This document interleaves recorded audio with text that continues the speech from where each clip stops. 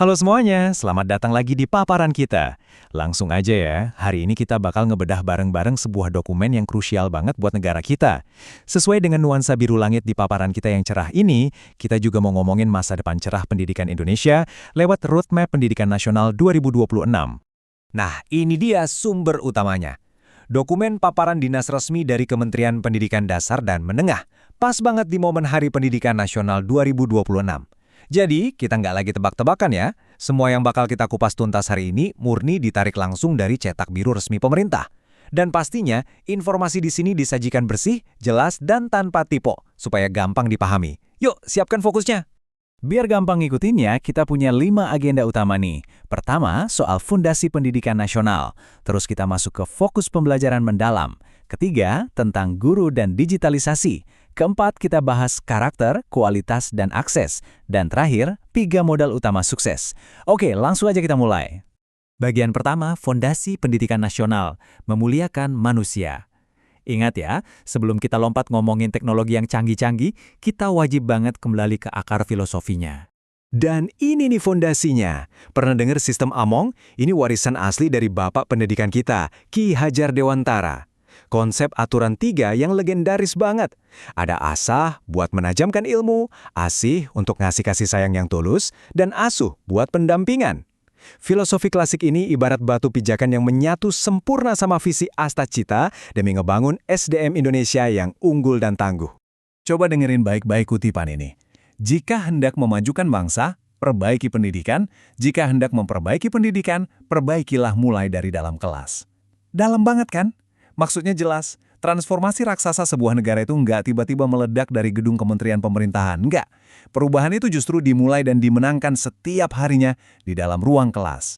Lanjut ke bagian kedua, fokus pembelajaran mendalam atau deep learning. Ini dia nih mesin pendorong utama dari strategi 2026 kita. Poin krusialnya begini teman-teman, pembelajaran mendalam ini bukan sekedar istilah keren atau tren sesaat doang. Ini betul-betul program prioritas absolut dari pemerintah buat ngangkat kualitas pendidikan kita.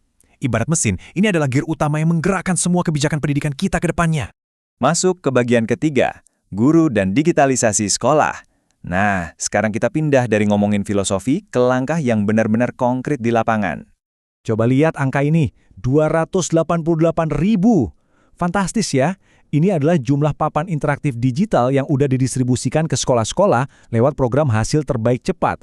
Jadi digitalisasi masif itu bukan cuma rencana di atas kertas lagi, tapi emang udah kejadian detik ini juga. Terus, buat ujung tombak pendidikan kita, yaitu para guru, gimana? Nah, ada beasiswa senilai 3 juta rupiah per semester. Pemerintah nyalurin dana ini supaya guru-guru yang belum punya gelar D4 atau S1 bisa langsung upgrade kualifikasi mereka pakai program rekognisi pembelajaran lampau. Skalanya juga nggak main-main nih. Kalau di tahun 2025 itu cuma di angka 12.500 guru, target di tahun 2026 ini melompat jauh banget jadi 150.000 guru. Benar-benar sebuah lompatan komitmen pendanaan yang luar biasa buat ngeberdayain tenaga pendidik kita. Tapi jujur aja, ijazah doang kan nggak cukup. Makanya para guru juga dibekali program upskilling yang futuristik banget. Mulai dari pembelajaran mendalam, bimbingan konseling, coding dan AI, kepemimpinan sekolah, sampai bahasa Inggris. Oh iya, kesejahteraan mereka juga dikunci lewat kenaikan tunjangan sertifikasi dan insentif honorer yang masuk tiap bulan. Jadi, guru-guru kita bisa benar-benar tenang dan fokus 100% buat ngajar. Oke, kita melangkah ke bagian keempat, karakter, kualitas, dan akses. Di sini kita bakal langsung nyorotin gimana sih pengalaman nyata dan pembentukan karakter anak-anak di sekolah. Arahan dari Bapak Presiden sangat amat jelas ya. Jadikan sekolah itu sebagai rumah kedua yang sejati. Konsepnya pakai budaya asri, aman, sehat, resik, dan indah. Tolong garis bawahi bagian aman ini. Sekolah itu harus dan wajib aman dari segala bentuk perundungan atau bullying. Atmosfer yang inklusif dan saling menghormati itu udah jadi harga mati. Terus buat ngebentuk mental pemimpin, banyak program keren yang diterjunin. Ada 7 kebiasaan anak Indonesia hebat, program makan bergizi gratis, sampai ngebangkitin lagi semangat lewat pagi ceria, upacara bendera, pramuka, dan lagu-lagu anak. Ini semua bukan sekedar kegiatan tempelan loh. Ini namanya hidden curriculum, sebuah pembelajaran berbasis pengalaman yang bakal menanamkan nilai-nilai kebangsaan langsung ke DNA anak-anak kita. Tentu aja, Kita nggak bakal ngorbanin akses cuma demi ngejar kualitas. Standar kualitas tetap digas terus, lewat literasi, numerasi, pendidikan STEM, dan tes kemampuan akademik. Tapi di waktu yang sama, pintu sekolah dibuka seluas-luasnya. Ada sekolah satu atap, pembelajaran jarak jauh, sampai sekolah inklusi khusus buat anak berkebutuhan khusus.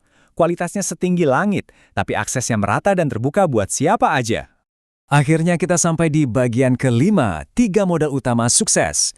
Tadi kita udah panjang lebar ngebahas perangkat keras, anggaran, sama kebijakan. Sekarang, waktunya kita ngomongin bahan bakarnya, alias manusianya itu sendiri. Harus diakui, selama 18 bulan terakhir ini, transformasi pendidikan itu nggak bisa jalan sendirian. Visi sebesar ini mutlak butuh sinergi kolosal dari 4 pilar bangsa. Apa aja itu? Ada sekolah, keluarga, masyarakat, dan pastinya media. Semuanya harus terintegrasi dan saling bahu-membahu. Dan inilah aturan 3 pamungkas yang wajib banget kita tanamkan. Kita nyebutnya 3M, mindset alias pola pikir yang maju, mental yang tangguh dan pantang menyerah, serta misi yang murni dan lurus. Peringatan kementerian itu tegas banget. Tanpa 3 hal fundamental ini, roadmap pendidikan semewah apapun bakal berujung cuma jadi tumpukan kertas dan angka-angka yang mati. Sebagai penutup, ada satu pertanyaan tajam yang harus kita renungkan bareng-bareng. Bagaimana kontribusi Anda dalam mewujudkan pendidikan bermutu menuju Indonesia yang cerdas, maju, dan bermartabat? Cetak birunya udah ada, visinya udah terang benderang. Sekarang yang paling dibutuhin adalah aksi nyata dari kita semua. Yuk ambil peran strategis masing-masing. Terima kasih udah mantengin paparan kali ini. Terus semangat dan salam pendidikan.